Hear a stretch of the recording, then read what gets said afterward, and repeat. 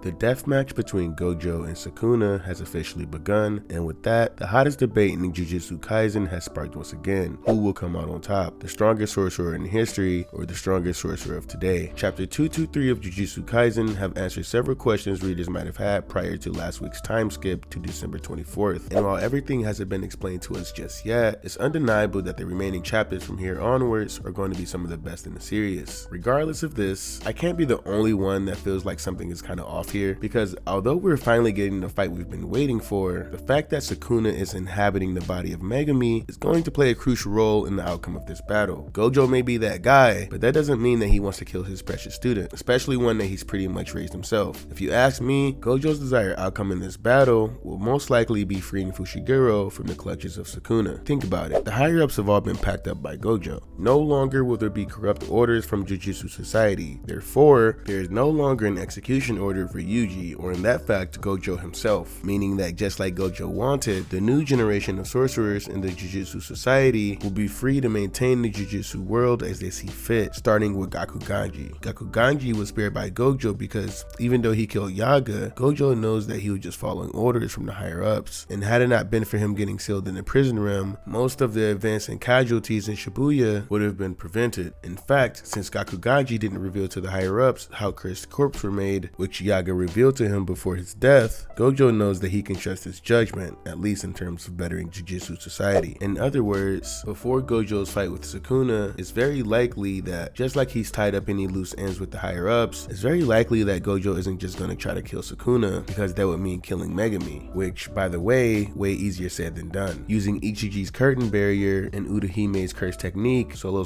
Kiku, which temporarily increases their energy reserves and output of any sorcerer she chooses, Gojo was able to fire a 200% hollow purple at an unsuspecting Sukuna. In chapter 223 it's explained that the mastery of Jujutsu can also be said to be the mastery of subtraction. Dances, incantations, and hand signs are just some of the prerequisites you will need to fully activate your technique. The closer a sorcerer can get to omitting these things in battle shows a certain level of proficiency in Jujutsu. Well, for Urahime and Gojo, thanks to Ichiji's curtain barrier, this gave them all the time in the world to skip no steps in that process, which resulted in one of the most devastating attacks we've seen in the series. Now, Ichiji's barrier here is actually really important, because without it, Sukuna would have immediately been able to gauge the amount of cursed energy Gojo was pulling into his technique, because even though it's probably halfway across the city, Sukuna can still sense where Gojo's located just by the amount of cursed energy Gojo's emanating, just like Uro and Ryu were able to do the same thing back in chapter 216 with Sukuna. Without the barrier, due to the full ritual increasing their output and reserves, Sukuna would have likely noticed something was up and reacted accordingly. However, even though Sukuna had no time to realize he was being attacked, Sukuna was still able to somehow block it, losing his arms in the process, but still blocked it. And let's be honest here, how he blocked it, we don't really know. But just like Todo explained in Yuji in their fight against Hanami, even though Sukuna is able to quickly heal his hands, his cursed energy reserves are definitely going to take a hit due to using reverse curse technique. Furthermore, the narration explains that Gojo's 200% hollow purple was nothing more than just deciding who was the challenger, meaning that for better or for worse, Gojo already knew that this wouldn't really take Sukuna down, and if it had, it would have been pretty disappointing. Let's be honest here, we gotta remember not even 10 chapters ago, Sukuna survived infinite pressure in his fight against Yorozu, and granted he wasn't caught off guard and he had time to prepare, it's still not unreasonable to assume that Sukuna did something to evade the damage. This is the same character that survived without a heart, took Mahoraga down, the strongest special grade cursed spirit that no one's ever been able to defeat, not to mention he's essentially at full power now due to eating all 20 fingers. Well, 19 in a head, but he's at full power. So just like many fans thought Sukuna would just be able to,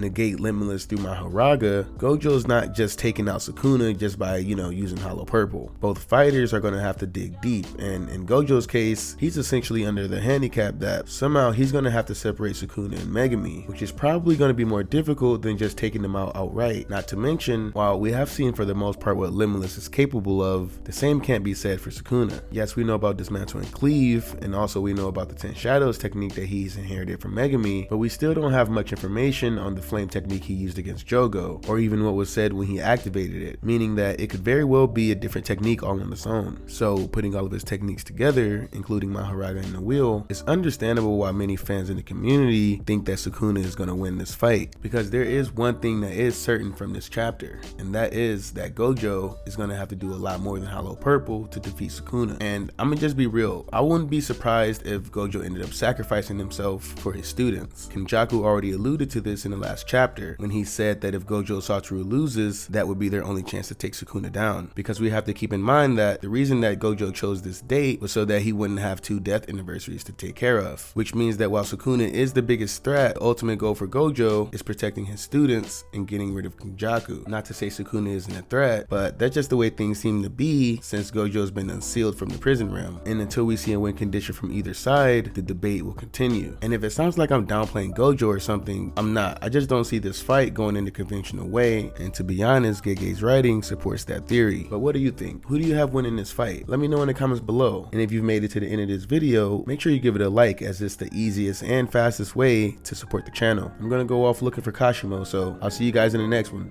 Peace.